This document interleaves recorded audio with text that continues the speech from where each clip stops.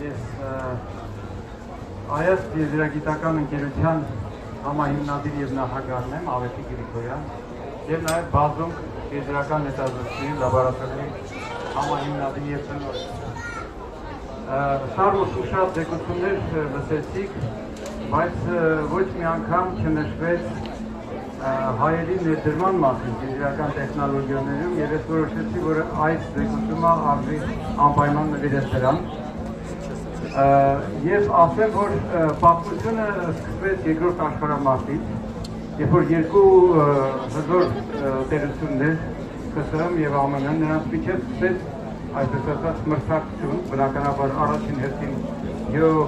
աշխարհաքաղաքական եւ ռազմական եւ տիեզերական նաեւ մրցակցություն, ստեղծվեցին մայրցամաքային հրթիռներ եւ երկուսի նպատակն էր հակառակորդի տարածք հասցնել ատոմային ռումբ։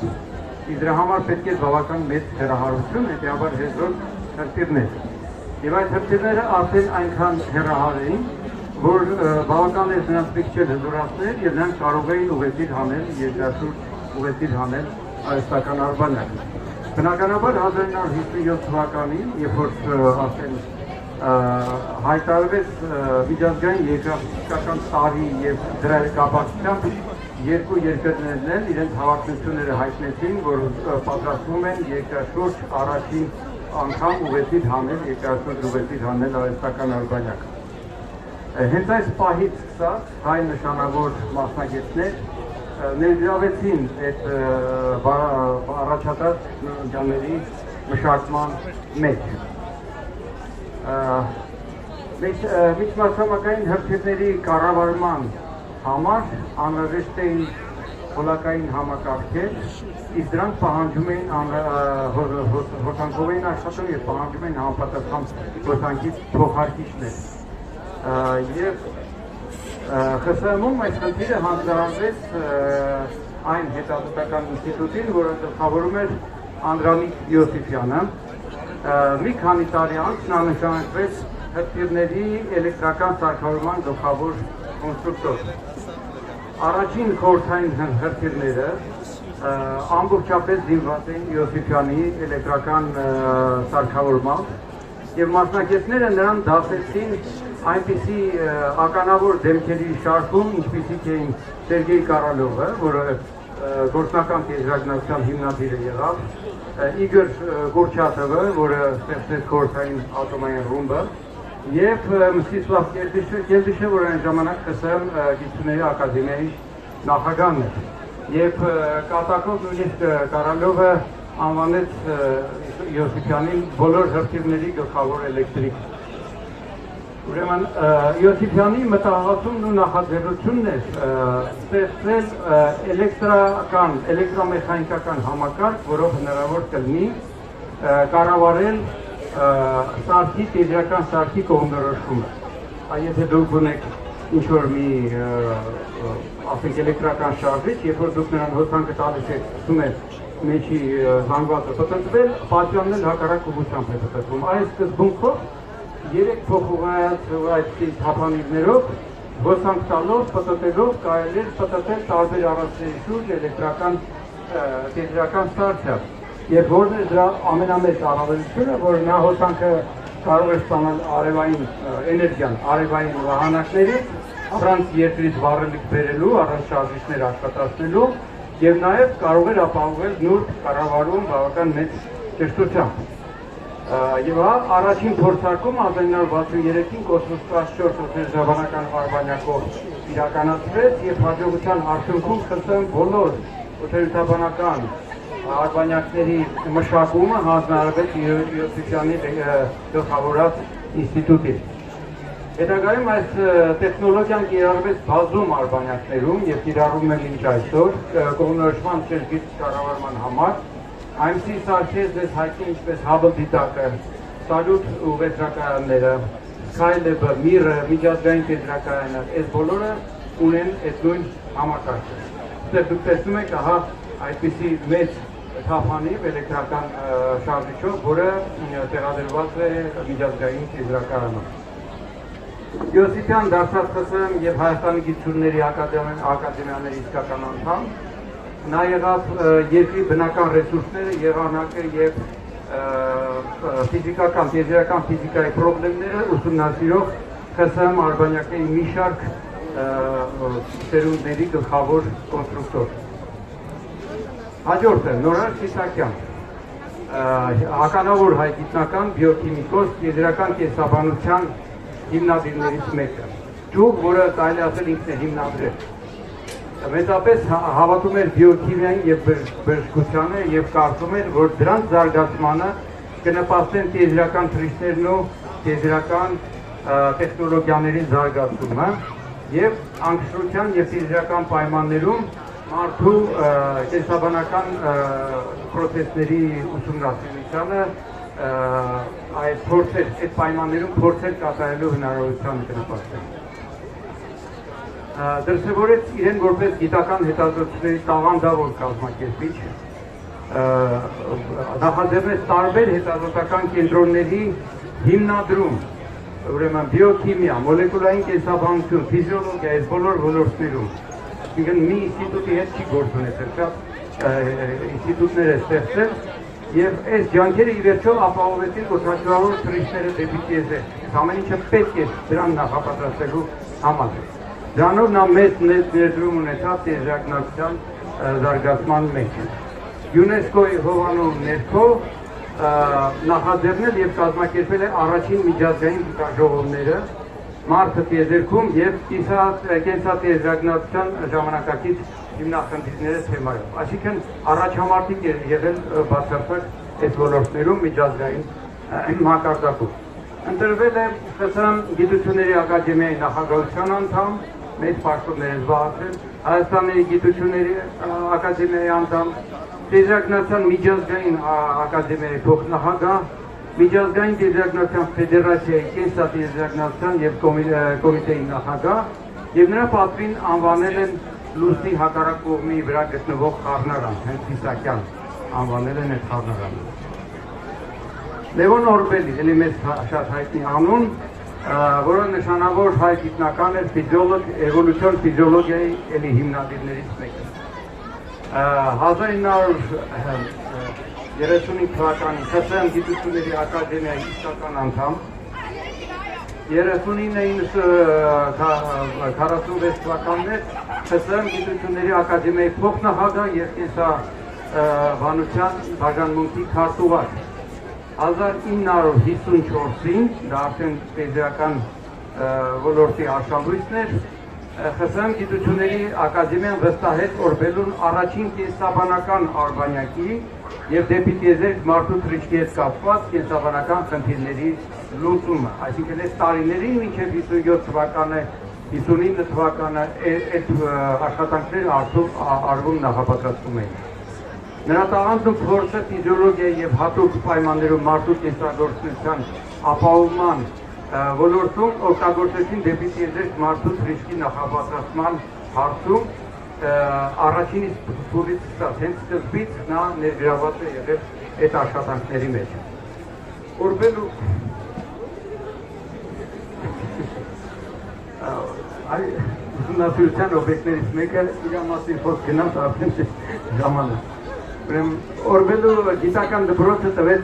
տիեզերական կենսաբանության եւ բժշկության ոլորտներում գործող նշանավոր ֆիզիոլոգների մի ամբողջ համաստեղության, շատ մեծ ականավոր գիտնականներ են նրա ձեռքի տակ աճել։ Արդեն ԱՄՆ-ից մասնագետներ, տեսեք Ռոբերտ Մեհրեբլյան, 1960 թվական Կալիֆոռնիայի տեխնոլոգիական համալսարանի ռեակտիվ շարժման ֆիզիկայի բաժանմունքի ղեկավար եւ միջուկային էներգահամակարգերի ուսումնասիրման NASA-ի գիտական հանձնաժողովի անդամ։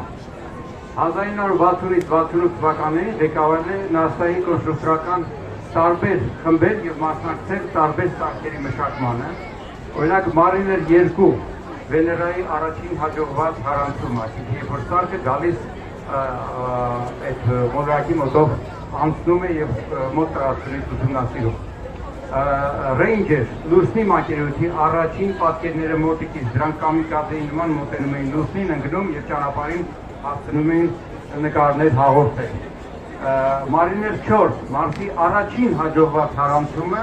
եւ մակերևույթի առաջին պատկերները մոտիկից։ Երբ որ արդեն բարձրեց, Մարսի վրա դրանցներ չկան, բայց շատ հետարքիր ռելիեֆային գոյացություններ կան։ Սերվեր ամենաառաջին սարքը, որը փափուկ վայրեջ կատարեց այլ երկնային մարմնի վրա, կոնկրետ լուսնի վրա, եւ առաջինը վեր թռավ նրա մակերևույթից կատարելով մի փոքր ցած, առաջին փորձը կատարվեց։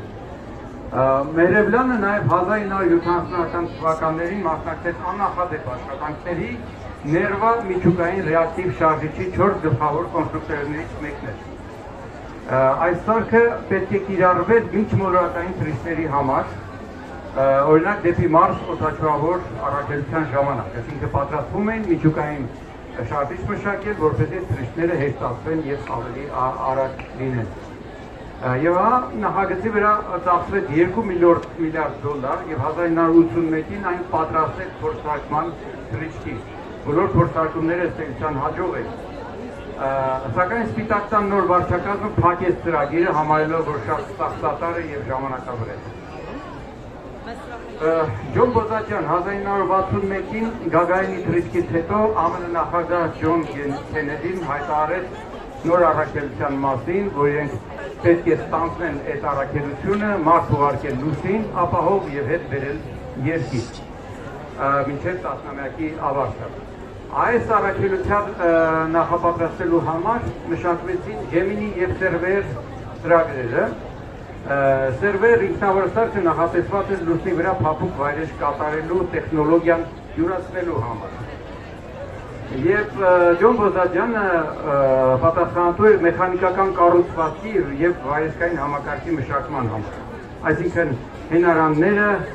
թաթերի տակ է ճզմվող կառուցվածքները, որ հարվածը կմեղմեին եւ սարքի ջերմամեկուսացումը։ Բոզաջյանը վստահ էր, որ վայրեջքից հետո սարքի տատանումներից խուսափելու համար իսկ սարքի վրա կային նաև շարժական բաներ, որ պետք է ուսումնասիրեին ամրությունը, մեխանիկական հատկություններ եւ այլն։ Դրա համար պետք է շատ կայուն դիսկ, որպեսզի կոպիտ ասած չտրտնգացեղում կանգնած, իսկ մակերույթը անհարթ է։ Եվ Բոզաջյանը առաջարկեց նախատեսել հակառակ դասական մոտեցումների 3 հենարան, ոչ թե 4։ Այդ դեպքում ինչպիսի անհարթություններ լիներ, նա այդ տատանումները չէր ունենա։ Եվ 7 սարքերից 5-ի բարեհաջող վայրեջքի ու հետագա աշխատանքը այդ բոլորի արդյունքում երևաց, որ այս լուծումը բավական ճիշտ լուծում է, ճիշտ մոտեցում է։ Պավել Աղաջանով ցանկացած տիեզերական սարքի արձակման եւ կառավարման համար հետագա ուղեծրային թռիչքի համար պահանջում է դրա շարժման ու դիրքի ճշգրիտ որոշում։ Եվ սա շատ կարևոր մաս է այդ ամբողջ գործունեության եւ դրա համար անհրաժեշտ է ունենալ ուրեմն հրահանգի չափողական համալիր, այսինքն աշխարհում մեկ տեղաբաշխված կենտրոնների մի ամբողջ շարք, որոնք կապահովեին այդ չափումները թռիչքի բնութագրերի, երբ որ հրթիռը բարձրանում է գնում դեպի ուղեծիր եւ ուղարկվում էին նաեւ դրանց միջոցով հրահանգներ։ Այս համակարգը մշակվեց խորհրդային միության համար, այդ համակարգը մշակեց Պավել Աղաջանովը 1950-ականներին ԽՍՀՄ միջմայրցամաքային բալիստիկ հրթիռների եւ տիեզերական տանող հրթիռների համար։ Աղաջանովը ինքնաթիռների ռադիոկապի եւ կառավարման համակարգերի հայտնի մասնագետ էր, հեռահար տիեզերական կապի կենտրոնի տնօրեն, որ ասում էին Ավետյան Սամվելը, մեկ իրան գտել եք, ինքը բերոտ կարվածա, իրա մամա տարտևի կողմոդենա այս վաղամեքին։ Ինքնավար սարքերի խոշոր գիտահետազոտական ինստիտուտի տնօրեն եւ գլխավոր կոնստրուկտոր, ԽՍՀՄ Գիտությունների ակադեմիայի ավտոմատ նախագծման ինստիտուտի գլխավոր կոնստրուկտոր եւ փոխտնօրեն։ Ձեր տղա Սամվելը Աղաջանովը ունեցավ անգնահատելի ներդրում առաջին ուրեմն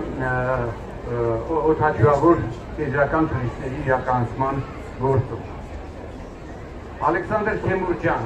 Սարմուտի շրջանակներում արդեն շատ եք լսել, աշխատել է տրանսպորտային մեքենաշինության համամիութենական գիտահետազոտական ինստիտուտում եւ 1959 թվականին դարձել շարժման նոր սկզբունքների ամբիոնի վարիչ, այսինքն ամենանոր սկզբունքները անսպասելի նորարարական լուծումները առաջարկվում էին իր ինստիտուտի կողմից։ Ներգրավել է օդային բարձիկով փոխադրամիջոցի ստեղծման գործում։ 1963-71 թվականին ղեկավարել է Լուսնի և Մարսի համար նախատեսված ինքնագնաց սարքերի շասիի մշակման և ստեղծման աշխատանքները։ 1970-71 թվականներին նա վերջապես ունեցավ իր այսպես ասած աստեղային ժամը, առաջին հաջողությունը խորհրդային հեռավար լուսնագնացը, վարորդները երկրի վրա նստած ղեկավարում են այդ լուսնագնացը, նույնախոս մեկը աշխատեց լուսնի վրա 10 ամիս և անցավ 10.5 կիլոմետր ընդհանուր անցած ճանապարհը։ Ահա դուք տեսնում եք այդ լուսնագնացը, որը ուներ 8 անիր, որը գտել են որպես ամենաօպտիմալ լուծումը այդ լուսնագնացի համար և ուներ նաև ստերոսկոպիկ տեսողություն, տեսադարձը տարածական տեսնելու համար։ 1971-ին սարք ուղարկվեց դեպի Մարս 3-ը և այդ Մարսի, որը պիտի նրա վայրեջքային սարքը մոդուլը պիտի իջներ Մարսի վրա և նրա վրա տեղադրված էր 4.5 կիլոգրամանոց փոքրիկ մարսագնաց, դա առաջին մարսագնացն էր, որ պիտի աշխատեր Մարսի վրա։ Այն ուներ դահուկանման հենարաններ, որոնք մեկը մյուսի ոնց որ մենք դահուկը քշելով քայլում ենք դրան վրա, այդ ձևով պիտի ինքը առաջ գնար Մարսի մակերևույթի վրա և 15 մետրանոց մալուխով կապված մայր սարքի հետ պիտի էսկոմ գնար և ուսումնասիրել հողի մեխանիկական հատկությունները։ Ինչ եմ ասում պիտի գնար, որտեղ փափուկ վայրեջից հետո տվյալների հաղորդումը սկսելուց 20 վայրկյան անց կապը խզվեց և պատճառը գուցե եղավ ինչ-որ այդ հիմնական մայր սարքի ինչ-որ խաթարում կամ փոթորիկը, այդ ժամանակ լավ ուժեղ փոշային փոթորիկ էր Մարսի վրա և կապը խզվեց և հայտնի չի թե արդյունքում ինչպես կաշխատեր այդ սարքը, եթե իջեցվեր մակերևույթի վրա։ Նույնիսկ այդ մանիպուլյատորը չիջացրեց իրան Մարսի մակերևույթի վրա։ Հա, այդ սարքի տեսքը, սա արդեն այսպես ասած կամպյուտերային դիզայնի արդյունք է, ոչ թե իրական պատմություն։ Բայց 73 թվականին երկրորդ խորհրդային լուսնագնացը, լունախոս 2-ը վայրեջ կատարեց լուսնի վրա և անցավ լուսնի վրա 39 կիլոմետր, այն ժամանակվա համար դա աննախադեպ հաջողություն էր և ռեկորդ, ինչու եմ ասում ռեկորդ, որտեղ միայն 2018 թվականին Opportunity ամերիկյան մարսագնացը խփեց այդ ռեկորդը, արդեն հասավ 45 կիլոմետր ցուցանիշի։ Երկար ժամանակ այդ ռեկորդը պատկանում էր լունախոս 2-ին։ Քչերը գիտեն, որ դրանից բացի էլի ինքնագնաց կարելի ասել սարքեր մշակել երկնային լուսածների համար, Քեմուրջյանը, դրանցից մեկը 88 թվականին տեղադրված էր դեպի Մարս ուղարկված խորհրդային Ֆոբոս 2 ավտոմատ սարքի վրա, որը պիտի մոտենար Մարսին, գցեր այդ սարքը Մարսի վրա, իսկ ինքը այդ սարքը նախատեսված էր, որ պետք է կատարեր չորզսպանակային համակարգով այն վանկայի նման են, Կոստան նստանիման պետք է անցած կողմնորոշվել որոշակի ուղազիկ դիրքով, հետո աշխատացներ զսպանակ ու թրցներ այդ սարքին մի ուրիշ դիրք։ Ինչու էր դա հարմար, դա աննախադեպ ընդհանրապես մոտեցում էր, հարմար էր Ֆոբոսի դեպքում, որտեղ Ֆոբոսից գոհությունը քիչ է, նրա քաշը քիչ է, և այդտեղ դա ինքը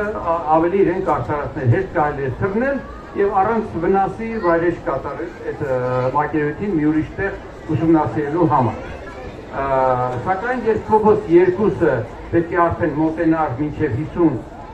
մետր բարձրություն մակերևույթից և ցածկող սարքը, նորից կապը Ֆոբոս 2-ի հետ խզվեց, այս անգամ էլ Քեմուրջյանի բախտը չբերեց և չիմացանք, թե ինչպես կաշխատեր այդ սարքը մարսագնացի վրա։ 1971-ին հուլիսի 26-ին Ապոլոն 15-ը լուսնային մոդուլը լուսնի վրա իջեցրեց Դեյվիդ Սքոթին և Ջեյմս Իրվինը։ Առաջին անգամ այս գիտարշավի ժամանակ լուսին հասցվեց ինքնագնաց, ոչ թե ինքնագնաց, այլ տիեզերագնացների կողմից վարվող էլեկտրոմոբիլ, նրանց տեղաշարժի համար լուսնի մակերևույթի վրա, որպեսզի կարողանան այդ իջած լուսնային մոդուլից ավելի հեռու տեղանքներ գնալ հասնել ուսումնասիրել։ Եվ հա Ջոն Հալաջյանը NASA-ի այն ինժեներներից էր, որը վճռորոշ դեր կատարեց այս ռովերի ստեղծման գործում, ինչը թույլ տվեց նախորդ 3 գիտարշավների համար էապես ընդլայնել ուսումնասիրության տիրույթը լուսնային մոդուլի շուրջը։ Այս տիրույթը մեծացավ մոտավորապես 5-ից 7 անգամ։ Պատկերացրեք ինչքան արդյունավետություն է գիտարշավի դրա շնորհիվ մեծանում է։ Հալաջյանն ուսումնասիրեց լուսնահովի ֆիզիկական եւ ջերմային հատկությունները եւ հիմնական նպատակն էր գտնելու այն կառուցվածքը անիվների, որպեսզի ամենալավ արդյունավետությունը լինի հողի հետ, որպեսզի տեղապտույտ չլինի եւ ինքը կարողանա լավ շարժվել մակերևույթի վրա։ Եվ Ապոլոն 15-ի գիտարշավների ժամանակ լուսնահողի բավական փոփոխական հատկությունները Հաբլեի հապենին տարածաշրջանում որևէ խնդիր չառաջացրեց այդ լուսնային էլեկտրոմոբիլների համար։ Դե Ջեյմս Բարյանին երևի շատերը նույնիսկ այս սարմուտի ժամանակ տեսան, ամերիկահայ բժիշկ, ինժեներ, NASA-ի նախկին աստղագնաց, 14 օր աշխատել է տիեզերքում, 2 շատլով 2 թռիչք է կատարել 1989 և 91-ին և պատասխանատու էր շատլի անձնակազմի վթարային հեռացումն ապահովող սկաֆանդրի մշակման համար։ Ինքը ընդհանրապես բժշկության կենսաբանության ոլորտում է մասնակցած և այս հարցում իր խորհրդատվությունը և մասնակցությունը շատ կարևոր է եղել և նաև անձնակազմի անվտանգությունն ապահովող այլ անհրաժեշտ սարքերի համար նրա մասնակցությունը։ Հեղինակել է բազում գիտական հոդվածներ մարդկային գործոնի միջավայրային և օդատիեզերական բժշկության վերաբերյալ 1995-ին NASA-ից հեռացել է, Բաղյանն ընտրվել է Ճարտարագիտության ազգային ակադեմիայի բժշկության ինստիտուտի անդամ և նաև այժմ առողջապահական ինժեների կենտրոնի և Միչիգանի համալսարանում հիվանդների անվտանգության բաժանմունքի տնօրենն է։ Բաղյանը մասնորեն այսօրվա դրությամբ հայկական ծագումով միակ մարդն է, որ թռել է տիեզերք։ Մեր երկրում եղել են նաև կոնկրետ կոնստրուկտորական բյուրոներ և ինստիտուտներ, որոնք աշխատել են, ներգրաված են եղել տիեզերական ծրագրերում, կոնկրետ խորհրդային միության տիեզերական ծրագրերում։ 1971-ին ԽՍՀՄ ցածր երկրաշարժ ուղեծիր հանեց Սալյուտ 1 աշխարհում առաջին ուղեծրակայանը և նախատեսված էր, որ նրա վրա պետք է լինի տիեզերական դիտակ։ Բազմազան սարքավորման հետ մեկտեղ կայանում տեղադրված էր Օրիոն 1 տիեզերական աստղածակը, որը ակադեմիկոս Գրիգոր Գուրզաջյանի գլխավորությամբ մշակվել և ստեղծվել էր բյուրականի աստղատարանի, աստրո և գրանի կոնստրուկտորական բյուրոների համատեղ ջանքերով։ Դրա աստղածակը նախատեսված էր ուտրամանշակույն երևույթում աստղերի սպեկտրեր ստանալու համար։ Ընդհանրապես այս դիտակները, որոնց մասին ես հիմա կպատմեմ, բոլորը կարծես ուղղված էին այն կոնցեպտների ստուգմանը, այն գաղափարների, որ առաջադրում էր Համբարձումյանը աշխարհաչացման, գալակտիկաների առաջացման վերաբերյալ։ Այն աշխատացվում էր տիեզերագնացների կողմից այդ դիտակը և դիտակը ինչ էր արվում, ուղղում էր ինքը տիեզերանավը դա շարժվող կամ ուղղեցական շարժվող պլատֆորմ է։ Իսկ դիտակը պետք է անմիջապես ուղղված լինի դեպի աղբյուրը և ֆիքսված, այնպես որ պատկերը նրա տեսադաշտում լինի անշարժ, որպեսզի հստակ ստացվի։ Եվ դրա համար դիտակը սկզբից ուղղում էին դեպի աստղը, հետո ուրեմն միացնում հետևող համակարգ է, իսկ այսպիսի հետևող համակարգ խորհրդային միությունում որպես ամենալավ տեղը, որտեղ կարող են դա անել, ընտրվեց Հայաստանը։ Եվ այդ համակարգը միացնելուց հետո արդեն կառավարվում է նկարահանումը, կոնկրետ օբյեկտը, կոնկրետ ժամապահով, պահաժամով, ուրեմն պետք է նկարվի։ Այստեղ տեսնում եք սալուտ ուղեծրականը աջ կողմից, ձախից իրան կպած Սոյուզ տիեզերանավը եւ նաեւ ցույց է տալիս, թե որտեղ էին կպած այդ բաները, ասենք աստղադիտակը Օրիոն 1-ը եւ այն դիտոցը ու ղեկավարման վահանակը, որտեղից դիզայներները կառավարում էին դրա աշխատանքը։ 1973-ին ուղեցիր արձակվեց Սոյուզ 13 տիեզերանավը, անձնակազմը Պյոտր Կլիմուկ եւ Վալենտին Լեբեդև, եւ ստեղ արդեն այս տիեզերանավը բոլոր սոյուզներից տարբերվում է նրանով, որ նրա կցման հանգույցի տեղում տեղադրված էր ոչ թե կցման հանգույցը, այլ հենց Օրիոն 2 էլի գրանիտում մշակված աստղադիտակը, էլի ուսամաշակույն տիրույթի համար։ Այդ դիտակը հիմա կա ցուցադրվում է մեր տիեզերքի թանգարանում եւ նպատակը օբյեկտիվ պրիզմայով երկնքի տարբեր տիրույթների սպեկտրային նկարահանումն է։ Օբյեկտիվ պրիզման այնպես է դրվում ամբողջ դիտակի առաջ, որ ամեն աղբյուրի պատկերի փոխարեն ստացվում է նրա սպեկտրը, տարալուծված տարբեր գույների կարմիրից մինչև կապույտ, մինչև մանշարակույն, եւ դրանց ուսումնասիրությունը, դրանց պատկերների ուսումնասիրություն թույլ տվեցին որոշ հարցեր պարզել կապված աստղերի շրջակա միջավայրերի եւ մոլորակաձև միջամասությունների հետ։ Այստեղ 1983-ին ձգված երկրաշարժ ուղղեցիր հանվեց նաեւ Աստրոն տիեզերական դիտակը, որը մշակվել էր Ղրիմի աստղադիտարանում, իսկ նրա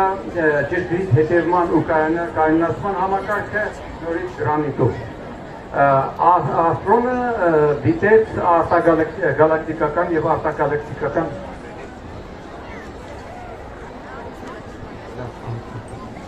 ուրեմն գալակտիկական եւ արտագալակտիկական անկայուն աղբյուրներ, էլի բյուրականի աստղադիտարանի թեմատիկաներ դա այսի աղբյուրներ ուլտրամանշակույն եւ ռենտգենյան տիրույթում, որը թույլ է տալիս ամենաակտիվ աստղարաչացման տիեզերացնական ամենաակտիվ տիրույթները ուսումնասիրել։ Եվ ահա այստեղ այս բանի աստրոնի այդ հետևման համակարգը անգամ ավելի կատարելագործված եւ ճշգրիտ է, քան Օրիոններով։ Բայց դրանով չավարտվեց մեր ուղեծրականում, որը էլի պատմության մեջ հայտնի է բավական մեծ համբավ ունեցող ներդրում ունեցած ուղեծրակայան, խորհրդային միր ուղեծրականը, աստղագիտական սարքերի շարքում այդ կայանի երկու ուլտրամանշակույն աստղադիտակ կար, Գլազար 1 քվանտ մոդուլում եւ ահա տեսնում ենք այդ կապույտ մասը ցույց է տալիս, թե որտեղ է գտնվում Գլազար 1-ը եւ Գլազար 2-ը կրիստալ մոդուլում, որը էլի այստեղ տեսնում ենք նրա վրա տեղադրված, նույնիսկ ինչ-որ բացվող փակվող գմբեթային համար կառուցվածք ուներ այդ դիտակը եւ երկուսն էլ ստեղծվել են բյուրականի աստղադիտարանի եւ գրանիտի հայ մասնագետների ջանքերով, ինչպես նաեւ շվեյցարացի աստղագետների համատեղ ջանքերով։ Դրանց հետևող համակարգերը էլի ճշգրիտ էին եւ այս դիտակներով ստացվեցին երկնքի ուլտրամանշակույն պատկերներ, որոնք հետո օգտագործվեցին աստղերում եւ գալակտիկաներում անկայունության երևույթների հայտնաբերման եւ ուսումնասիրության համար։ Այստեղ տեսնում ենք Միրկայանը եւ նրա տարբեր կողմերում, կրիստալում եւ քվանտում այդ Գլազարն ու Գլազար 1-ը։ Ընդհանրապես դա հապավում էր, բայց փակուն նաեւ ուրիշ իմաստուններ նկատի ունեին Գլազարմենի, որ անուն դրել էին Գլազար։ Գրանիտում մշակվել են նաեւ այլ սարքեր, աստղային եւ արևային տվիճներ, ենթուղեծրային աստղադիտակներ, այսինքն որոնք ենթուղեծրային հրթիռով բարձրանում էին ինչ-որ բարձրության վրա, առանց ուղեծրից դուրս գալու հետ էին ընկնում, բայց այդ ընթացքում հատուկ այդ պլատֆորմը, որը պետք է կայունացում ապահովել պատկերի, աշխատում էր եւ փորձարկում էր թվով։ Եվ նաեւ ռենտգենյան աստղադիտակ։ ԽՍՀՄ փլուզումից հետո որոշ նախագծեր մնացին մնացին չիրականացված, բայց 60 թվականից մինչև 90-ականները նաև տիեզերականացիներ էին գալիս Հայաստան, նախապատրաստվելու այդ աշխատակների հետ աշխատանքին, որպեսզի սովորեն ինչպես են կառավարելու, եւ 40 այդպիսի տիեզերականացիների եւ 10 տեխնացու նախաձեռնային պատրաստություն անցան Հայաստանում։ Եվս մի մասնագետ Ամերիկայից Հենրի Էլվաջյան, որը կարելի ասել ժամանակակից տիեզերականության մեջ հեղափոխություն է կատարել, ուրեմն ամերիկյան Aerospace ընկերության ֆիզիկայի լաբորատորիայի ավագ գիտաշխատող իր հետազոտությունները նվիրված էին հատուկ նյութերից պատրաստված դետալների ձևի կառավարմանը լազերային ճառագայթի եւ ուլտրաձայնի ազդեցության տակ։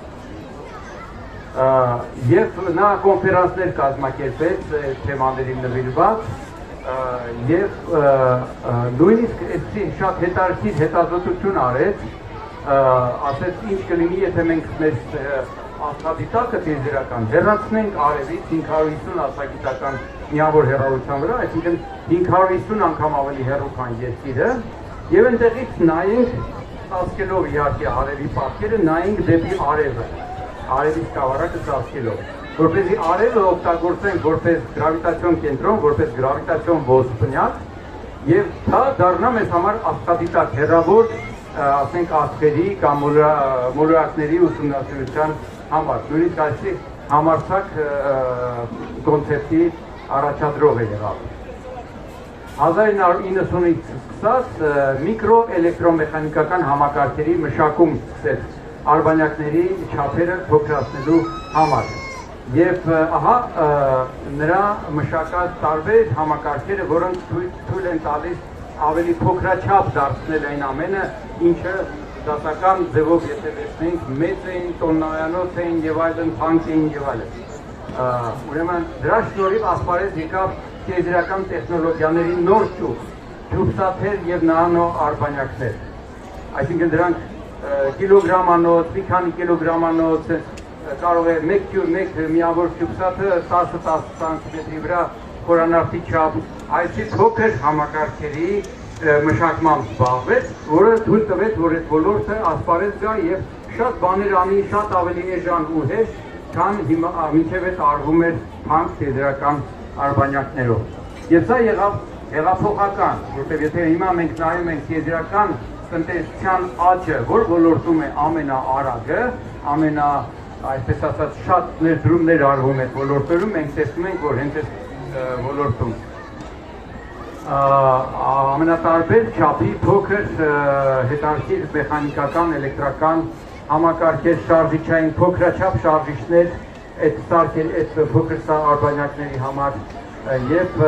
նաեւ այդ սարքերում, այդ համակարգերում ապակու եւ ճենապակու օգտագործման տեխնոլոգիաները ուսումնասիրեց։